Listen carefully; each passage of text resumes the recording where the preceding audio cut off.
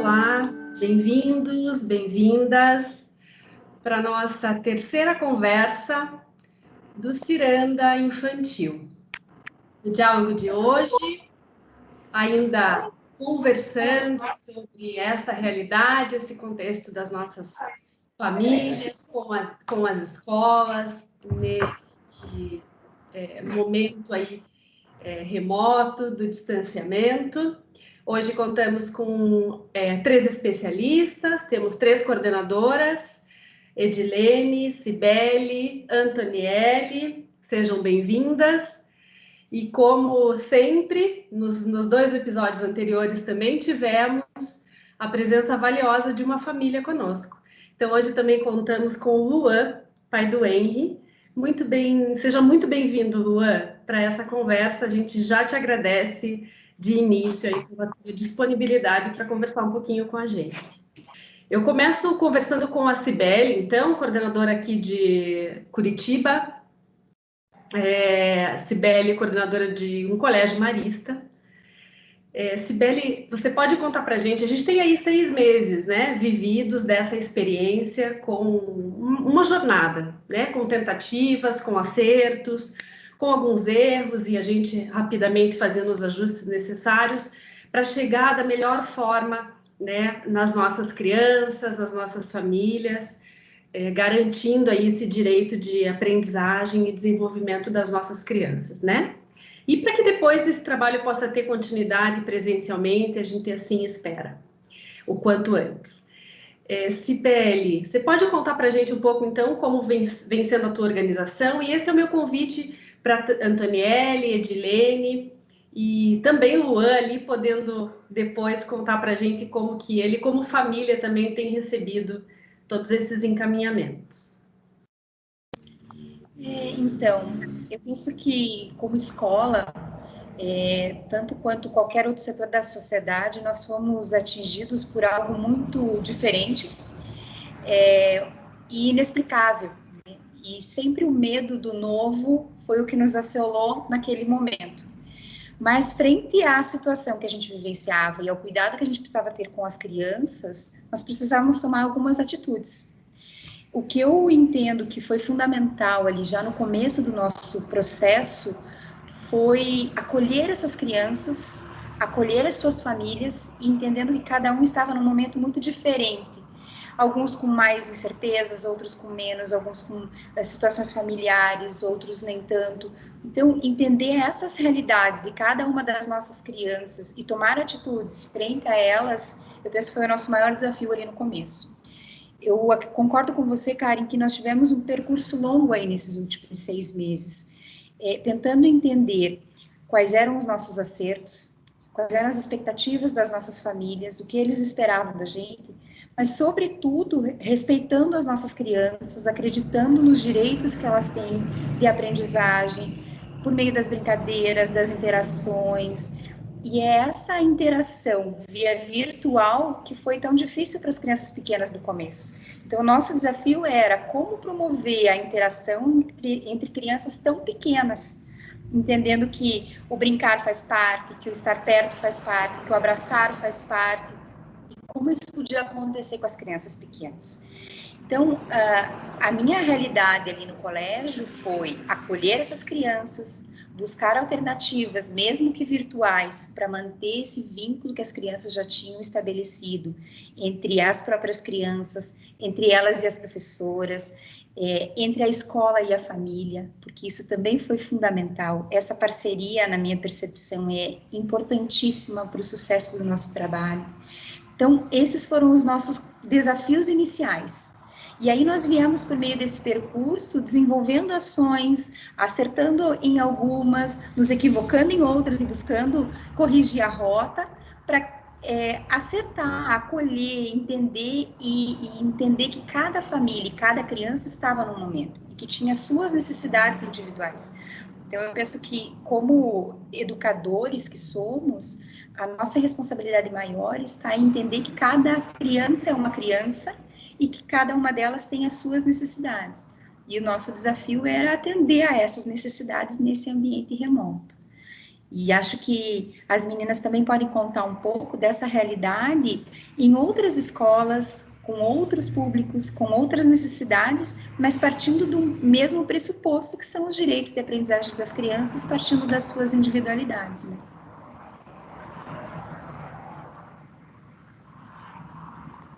Ok, Cibele, os seus pontos, né, ali de atenção, quando você fala dessa acolhida, quando a gente pensa em educação infantil, né, nós que somos educadores, já com um certo tempo aí de caminhada, o que nos vem à memória é essa questão, né, do quanto estamos presentes, o quanto o professor se faz presente na vida dessa criança. Quando estávamos ainda no presencial, as famílias nos diziam isso muito: nossa, lá em casa eu vejo a professora tal dando aula, porque minha filha imita a professora, as brincadeiras, até o jeitinho da professora falar. E isso, em algum momento, né, houve aí o total distanciamento.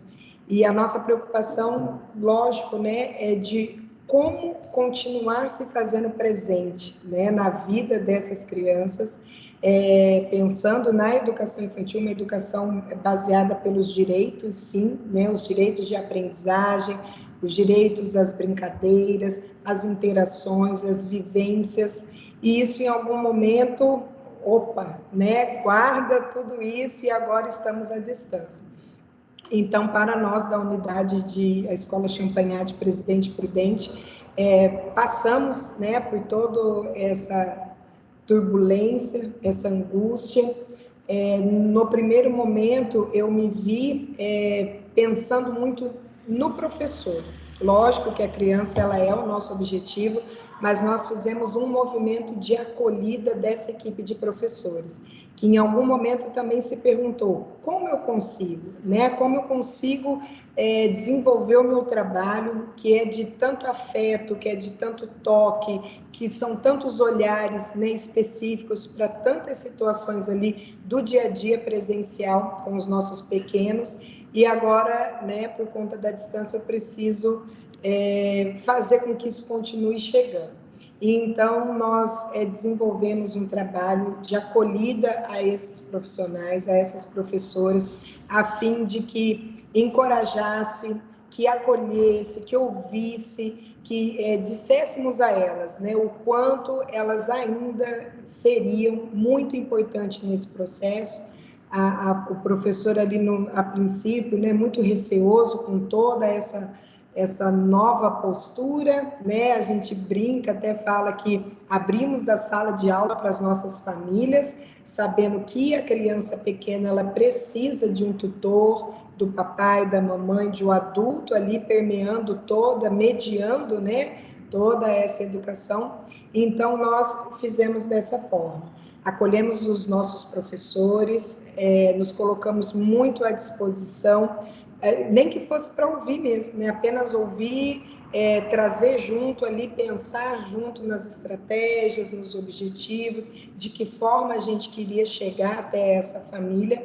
E aí nós estabelecemos, então, um vínculo, né? Primeiro com essa professora, que aí se empoderou, né, dessa questão de usar uma tecnologia, de abrir a sua câmera, de pensar com a cabeça, né, dessa professora que agora estaria contando muito com a parceria da família. Então, todos os nossos projetos que a professora tinha muito ali com ela, já de que era ela que iria conduzir, nesse momento a gente teria que ter essa humildade, né, de se colocar como parceira ali da família.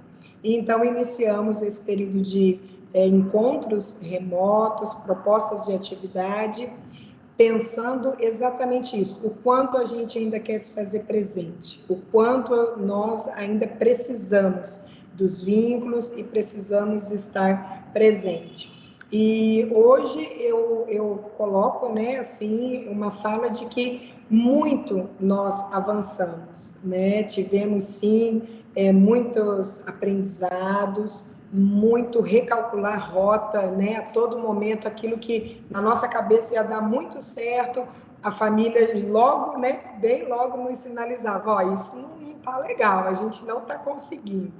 E assim, então, nós desenvolvemos esse trabalho, trazendo, eu não queria nem colocar a palavra responsabilidade, porque a família, sim, ela é responsável por esse processo também, mas sinalizando para a família o quanto o trabalho é conjunto, né? O quanto, ainda mais nesse momento, precisamos estar muito próximos. E aí, nem que seja para crítica, né? Para ouvir ali uma crítica, que às vezes a família é muito sincera, né, ao nos contactar e dizer, olha, não está dando certo, dessa forma está meio difícil, e a gente sempre com o olhar muito, o olhar e os ouvidos, né, o coração aberto também, acolhendo a fala da família.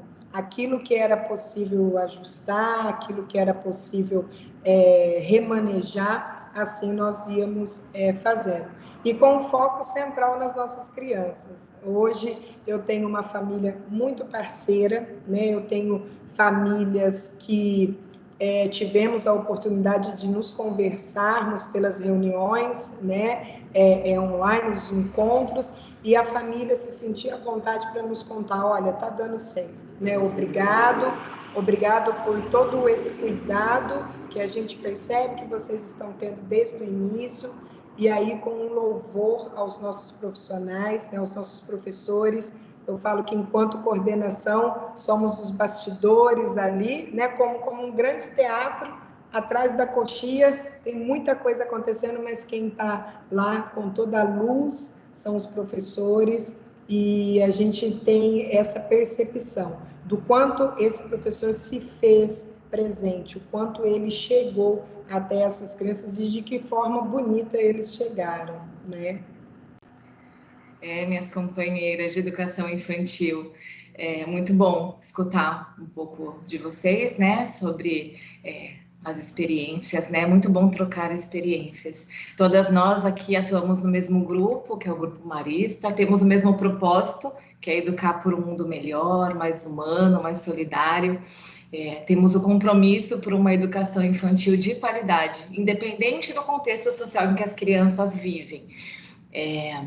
Não tem como eu começar a falar sobre o trabalho, né, que a gente está desenvolvendo aqui com as famílias em Santos, sem antes pensar nas diferentes infâncias, né, existentes aqui no nosso país. As crianças estão por aí, né, nos condomínios fechados, em frente à TV, tem aquelas que estão brincando, que têm o seu tempo de infância respeitado. Tem algumas crianças, né, que nesse momento estão em abrigos, nas ruas, e que têm as suas infâncias roubadas, né? São diversas infâncias, diferentes contextos sociais, mas são todas crianças, né? Hoje eu vou trazer a vivência de quem atua com as crianças e as famílias que se encontram em situação de vulnerabilidade social, né? Que tem alguns dos seus direitos violados e que, assim como as famílias atendidas por vocês, vivem grandes desafios, né? Desafios diferentes, mas que, apesar, né, desse momento tão difícil em que estamos vivendo, eles têm mostrado, tem um relato, né, de uma experiência bem potente, né, em relação à parceria da criança com a escola. Com atendimento interrompido em março, né? A gente achou que seria por uns 15 dias, né? Eles passaram 6 meses.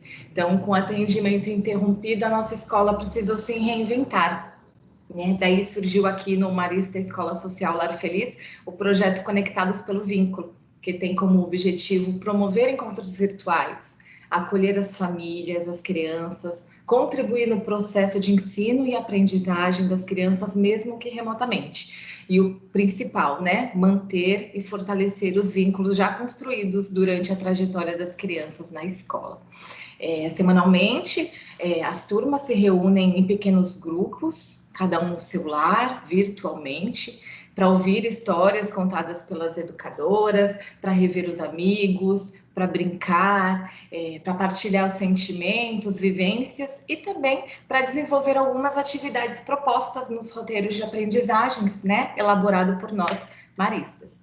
Então, até o momento, nós tivemos 53 encontros, 115 famílias participaram, o que corresponde a 82% dos atendidos, e 11 encaminhamentos foram feitos ao serviço social, seja por uma suspeita de violação de direitos, por uma entrega de cesta básica ou por qualquer outra necessidade.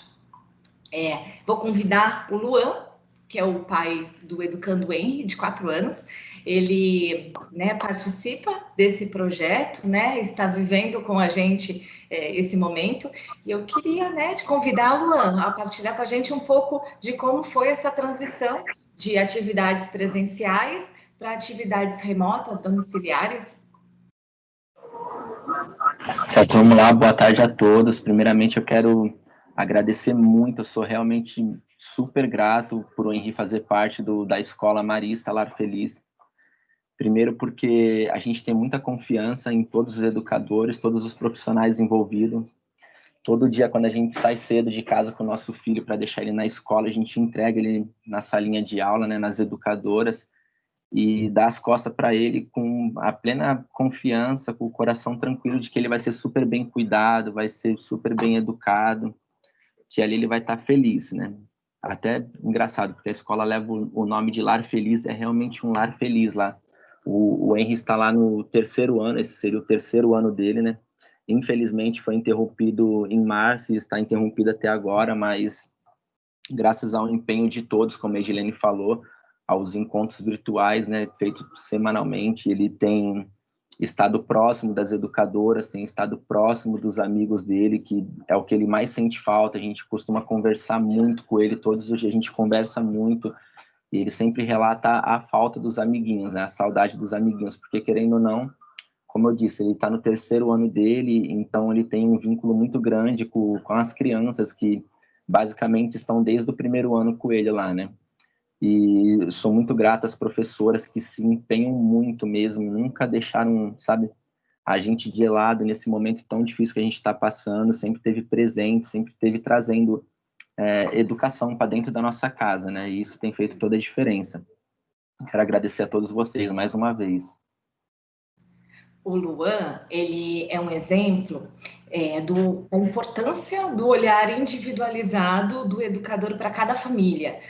No início, o Henry ele não participava dos encontros virtuais, porque Verdade. a família não tem Facebook, né, Luan? Sim. E como que o educador realizava, né, esse atendimento via WhatsApp, né? Então foi um processo, né, desde março do educador entrar em contato com a família, realizar uma escuta, né, perceber a necessidade e a partir desse movimento o Luan entendeu, né, o Luan e a família entendeu a importância desses encontros, né? Hoje eles criaram um Facebook para o Henry, né? E eles se organizam para garantir essa participação. Você quer falar um pouco sobre isso, Luan? Sobre como vocês se organizam? Sim, realmente eu quero até agradecer novamente. Como a Edilene falou, não tínhamos Facebook, nem nós pais, né? Muito menos o Henry. E acabou que a gente ficava um pouco por fora, né? A gente não poderia postar nossas coisas. Então, o que acontecia? A gente enviava para as educadoras, que também traziam tudo para a gente que acontecia dentro do grupo da sala dele, no caso o Infantil 5A, tudo que as demais famílias estavam fazendo, todas as atividades realizadas que eram postadas no Facebook, as educadoras, para não deixarem a gente de fora disso, enviavam via WhatsApp para a gente, então deixava a gente sempre muito próximo de tudo, muito a par de tudo que estava acontecendo, até que, enfim, eu peço até desculpa, foi até um pouco grosseiro ter demorado um pouco para criar uma conta no Facebook, mas criamos e hoje estamos lá semanalmente participando, postando, vendo postagem dos amigos. Isso deixou o Henry mais próximo ainda, né?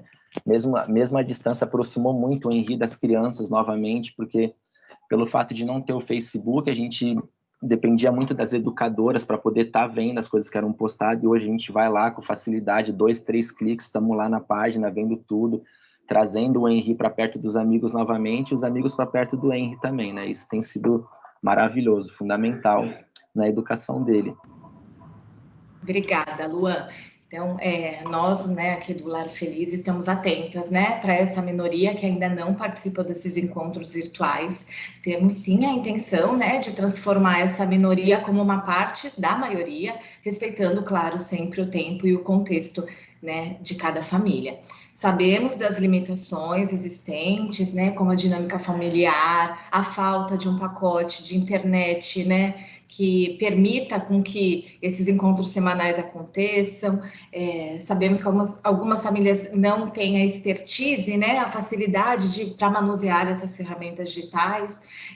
Sabemos também que as crianças se dividem um único aparelho de celular com os irmãos nesses momentos de aula remota. Então, nós estamos atentas a tudo isso, né? Então, temos feito o que é dentro do possível, né? Então, entramos em contato com as crianças pelo telefone, produzimos vídeos para as crianças, encaminhamos pelo WhatsApp, marcamos encontros individuais aqui na escola, para a criança vir aqui, ver o educador, reveja o espaço. Também entregamos alguns kits com materiais pedagógicos e livros infantis, né? Tudo isso para que a criança mantenha esse vínculo com a escola, né? E só para, né, trazer aqui um pouco, o Luan veio representando as famílias, né? Mas fizemos uma avaliação, né, agora em agosto, com as famílias, 98% consideram que esses encontros têm contribuído para o desenvolvimento das crianças e 96% consideram que os vínculos entre educador e criança têm sido fortalecidos, né? Então, nossa escola sempre esteve presente na casa das crianças, só que agora ressignificamos, né, e intensificamos nossa presença. Esse projeto ele foi uma iniciativa de comprometimento de garantir o direito à aprendizagem das crianças, né? E de manter a escola viva, mesmo estando, né, temporariamente fechada. Sabe, Edline, ouvindo você falar e ouvindo o Luan falar, eu me deparava em como, por vezes, as nossas realidades são diferentes em alguns aspectos, mas são tão parecidas em outros. Porque muitas dessas dificuldades nós também enfrentamos, né? Por outros motivos, às vezes, mas também enfrentamos nas diferentes contextos das nossas famílias. Então, fico pensando que, como você falou, criança é criança em qualquer lugar e precisa ter seus direitos de aprendizagem respeitados em todos os momentos. Então, o quanto a escola pode ser via família, nesse momento, parceira dessas aprendizagens, né, promotora dessas aprendizagens ali das crianças. Então, me reconheci muito, Luan, na sua fala e no que você foi falando da tua realidade, vi muito da realidade da nossa escola aqui também. Certo, eu quero até falar mais uma coisa, eu sou suspeita a falar, né, quando fala do Marista Lar Feliz. É uma escola tão maravilhosa, é uma escola que me deixa tão feliz saber que meu filho faz parte desse projeto e tão triste ao mesmo tempo de parar para pensar que ano que vem será o último ano dele lá e que, bem dizer, o ano de 2020 foi um ano, entre aspas, né, digamos assim, perdido, porque presencialmente ele não teve lá. Por que eu digo isso? Porque a escola, ela tem uma infraestrutura que é maravilhosa, é impecável, desde a área de lazer, a área de ateliê, de artesanatos, a área de cinema, a escola dispõe de tudo, ou seja, a escola está localizada numa área muito boa, porém numa região onde tem, como a Edilene citou, né, diferenças sociais que chegam a doer no coração quando a gente para pensar.